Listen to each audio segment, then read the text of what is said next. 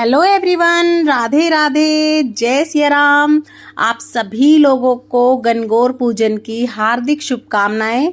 और आज की इस वीडियो में हम लोग देखेंगे कि आप किस तरह से गणगौर की पूजा कर सकते हैं। कई जगह पे तो कुंवारी लड़कियां या जो पहली बार शादी होती है तब 16 दिन की गणगौर पूजते हैं, और कई जगह पे क्या होता है सिर्फ तीज वाले दिन जो तीसरा नवरात्रा होता है उस दिन गणगौर पूजी जाती है। तो जब गणगौर पूजने के लिए दूब लाते हैं, फूल लाते हैं, तब गीत भी गाए जाते हैं। पहले तो लड़कियां इकट्ठी होकर सब जाती थी और गीत गाते गाते ये दूरवा तोड़ के लाती थी, फूल वगैरह लेके आती थी। तो अगर आप भी गीत देखना चाहते हैं तो आपको गीत मेरे चैनल पे सारे मिल जाएंगे। पूजने का गीत, दूब तोड़ने का गीत, जल चढ़ाने का गीत, आप वो सब देख सकते हैं। सभी का लिंक मैं डिस्क्रिप्शन बॉक्स में डाल दूंगी।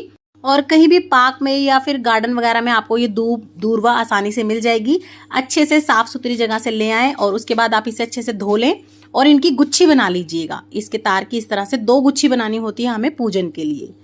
उसके बाद हमें चौकी या कोई पट्टा लगा लेना है और इस पे हम अपने ईश्वर भगवान और गणगौर माता को विराजमान करेंगे। उससे पहले इस पे जो है ना छींटा दिया जाता है, पाटे को धोया जाता है। उस समय पर भी गीत गाए जाते हैं। तो आप चाहे तो छोटा पट्टा बिछा लें, चाहे तो आप बड़ी सी चौकी लगा सकते हैं। जिस हिसाब से आपके ईश्वर जी और गणगौर हों उस हिसाब से आप अपना जो है चौकी या पट्टा लगा लें। इसको भी आप इस तरह से छींटे दे दें। गीत अगर आप गाना चाहते हैं तो गीत गाए, नहीं तो केवल आप इस तरह से दूरवा से इस तरह से छींटे दे दें, शुद्ध कर लें। और देखिए मिट्टी के या तो इस तरह के कसोरे में या तोले में भगवान को बिठाया जाता है, गणगौर और ईश्वर को नीचे दूब यानी कि दूरवा रख के। तो इस तरह से आप रख लीजिएगा। और अगर आपने माली वगैरह भी बनाए होंगे तो आप बड़ा सा लीजिएगा, या फिर अगर आपके गणगौर ईश्वर जी बड़े हैं तो आप बड़ा सा बर्तन लीजिएगा। तो मैंने सीधा पट्टे पर ही दूरवा रख के अपने ईश्वर जी और गणगौर को विराजमान कर दिया है। थोड़े से चावल का आसन देते हुए हम भगवान गणपति को विराजमान कर लेंगे। यहाँ मैंने सुपारी से बनाए हैं, आप मिट्टी से भी बना सकते हैं या मूर्ति रख सकते हैं। उसके बाद देखिए ये मैंने पेपर ले लिया है जिसपे हम टिक्की लगाएंगे। इसका हम सबसे पहले स्वास्तिक बना के पूजन कर लेते हैं। तो देखिए मैं तो इस तरह का पेपर रख लेती हूँ। आप चाहें तो डायरेक्ट आप दीवार पे भी मांड सकते हैं। कुछ लोग दीवार पे भी मांडते हैं, या कुछ लोग क्या करते हैं पेपर को दीवार पे चिपका के तब मांड लेते हैं। लेकिन इस तरह से अगर आप एग्जाम बोर्ड में कागज रख लेंगे, पेपर रख लेंगे, तो फिर ना तो आपको चिपकाना पड़ेगा और ना ही आपको जो है डायरेक्ट दीवार पे मांडना पड़ेगा। क्योंकि आजकल जो है ना पेंट वगैरह होते हैं दीवार पे, तो लगता है क्यों खराब करने। इस तरह से आप पेपर रख सकते हैं। उसके बाद हम थोड़ा सा आसन देते हुए अपनी जोत को रख लेंगे। सबसे पहले हम भगवान का नाम लेके जोत इस तरह से जोड़ लेंगे। भगवान गणपति को हल्दी का, रोली का तिलक करेंगे, फूल चढ़ा देंगे। सर्वप्रथम भगवान गणपति का पूजन करेंगे। वस्त्र रूपी मैंने यहाँ पे कलावा अर्पण कर दिया है, थोड़े से अक्षत अर्पण कर दिए हैं और हाथ जोड़ लिए हैं। उसके बाद ईश्वर जी और गौरा को हम हल्दी से तिलक लगाएंगे। और जी हमने पूजन के लिए तैयार किया पेपर, उनको भी हम हल्दी से तिलक कर देंगे। अब हमें ज्वारी का सामान ले लेना है। तो देखिए यहाँ पे मैंने हल्दी की गांठ, सुपारी, सिक्का लिया है, कोड़ी ली है और साथ में आप एक चांदी का छल्ला भी ले लीजिएगा। 1 लोटा हमें जल ले लेना है। और जो हमने ये ज्वारी का सामान लिया है ये सब चीजें हम अपने लोटे में डाल देंगे। अब हम रोली से तिलक कर देंगे ईश्वर भगवान को, गणगौर माता को, अपनी जोत को। इस तरह से हम अपने लोटे को भी अच्छे से टीक लेंगे। थोड़े से अक्षत चढ़ा देंगे। तो यहाँ सभी को हम चावल चढ़ा देंगे, लोटे में भी डाल लेंगे। सभी को कुछ फूल अर्पण कर देंगे। अगर आपकी शादी इसी साल हुई है, पहली साल की गणगौर है आपकी, तब भी, और अगर आप उजमन कर रहे हैं तब भी, तब तो आपको चाहिए गुने। ये गुने होते हैं, मीठे बनते हैं, ये आटे से मैदा से बनाते हैं, चाशनी भी चढ़ा के बनाते हैं। तो आपको गुने लेना जरूरी है। और ये 16-16 की गिनती में बांटे भी जाएंगे। अपने आसपास में आप बांट सकते हैं। और अगर आपकी शादी की पहली गणगौर नहीं है, उद्यापन नहीं कर रहे आप, तो फिर आप कोई भी हलवा, पूड़े, कोई मिठाई कुछ भी लेके पूजन कर सकते हैं। आप पताशों से भी पूजन कर सकते हैं। उसके बाद हम ये गुच्छी ले लेंगे दूरवा की, और इस तरह से छींटे या छाटे लगाए जाते हैं। और इस समय पर किवाड़ी खुलवाने वाला गीत गाया जाता है।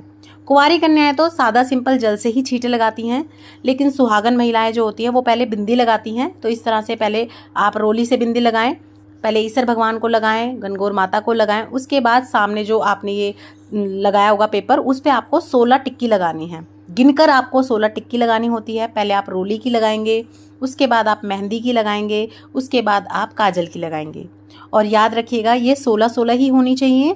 और जो भी चीज़ आप लगा रहे हैं, चढ़ा रहे हैं, पहले भगवान को छुआ के झूठी कराएंगे, उसके बाद आप दीवार पे लगाएंगे। जो 16 दिन की गणगौर पूजते हैं होली के अगले दिन से, वो तो रोज एक बिंदी लगाते हैं और इस तरह से 16 टिक्की करते हैं। और जो सिर्फ तीज वाले दिन, तीसरे नौरते वाले दिन पूजन करते हैं, वो एक ही बार में ये 16 टिक्की लगा देते हैं। तो इस तरह से 16 टिक्की लगा देंगे। और जिस भी चीज़ की आप टिक्की लगा रहे हो ना, आप देखिएगा कि वो झूठी ना हो, यानी कि कोरी चीज़ें आपको लेनी है। रोली, मेहंदी, काजल सब चीज़ आपको नहीं लेनी है, अपनी यूज़ की हुई नहीं लगानी है, क्योंकि ये सारी चीज़ें हम भगवान को चढ़ा रहे हैं सुहाग, और बाद में हम इससे सुहाग लेते हैं माता रानी से। तो सभी चीज़ें भगवान को छुआ के तब आपको लगानी है। कुंवारी कन्याएं ये टिक्कियाँ नहीं लगाती हैं, सुहागन स्त्रियाँ ही ये टिक्कियाँ लगाती हैं।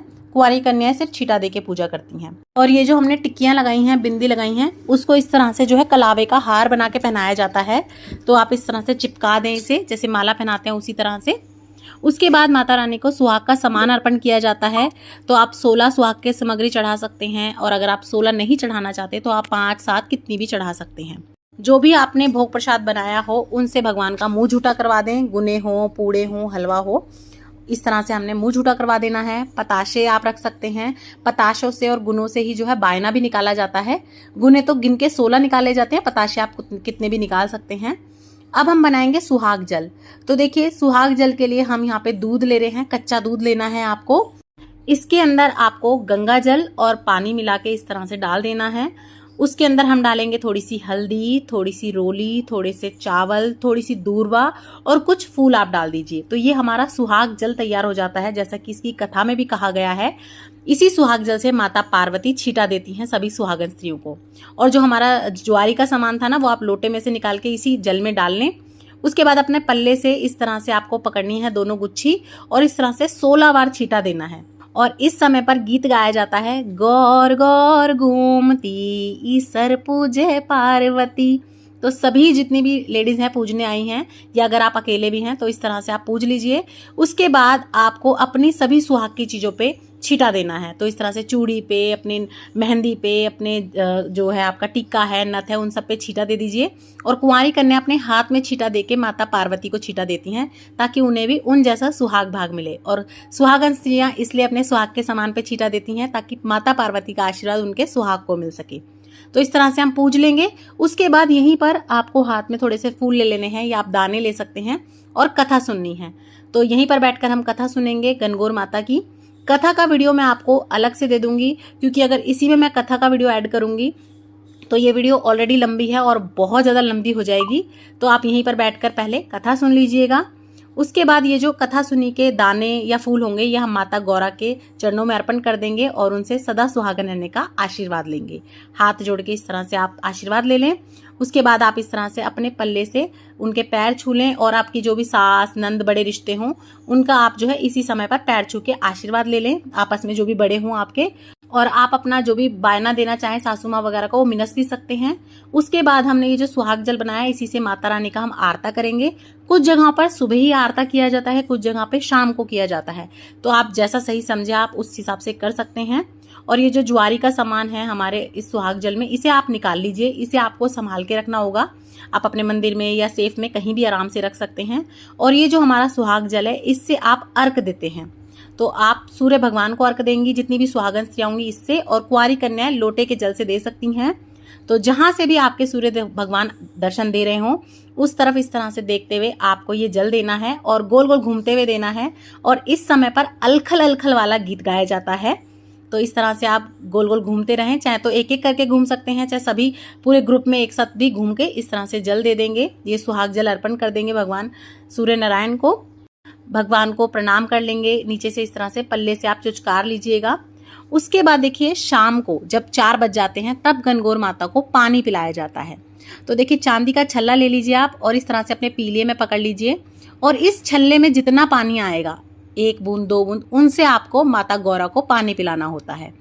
तो देखिए, इस तरह से माता गौरा को पानी पिलाएंगे, ईश्वर भगवान को पानी पिलाएंगे। इस तरह से आप 5 बार 7 बार पिला सकते हैं। तो इस तरह से हम पानी पिला देंगे। और पानी पिलाने का भी गीत होता है, वो गीत गाएंगे हम यहाँ पे इस समय पर। उसके बाद हमें माता गौरा की विदाई करनी होती है। विदा के समय पर क्या देना है, विदाई के समय पर कौन सा गीत गाया जाता है, कैसे विदा करना है, उसकी मैं डिटेल में वीडियो बनाकर चैनल पे डाल दूंगी। अगर मैं इसी में बताऊंगी तो वीडियो बहुत लेंथी हो जाएगी, तो आप उस वीडियो को भी चेक जरूर कीजिएगा। और भी गणगौर से रिलेटेड सभी वीडियोस चैनल पे हैं, सभी को देखिएगा। और वीडियोस पसंद आती हैं, चैनल अच्छा लगता है तो लाइक, शेयर, सब्सक्राइब जरूर कीजिएगा। और कमेंट बॉक्स में जय माता दी जरूर लिखिएगा। जय सिया राम।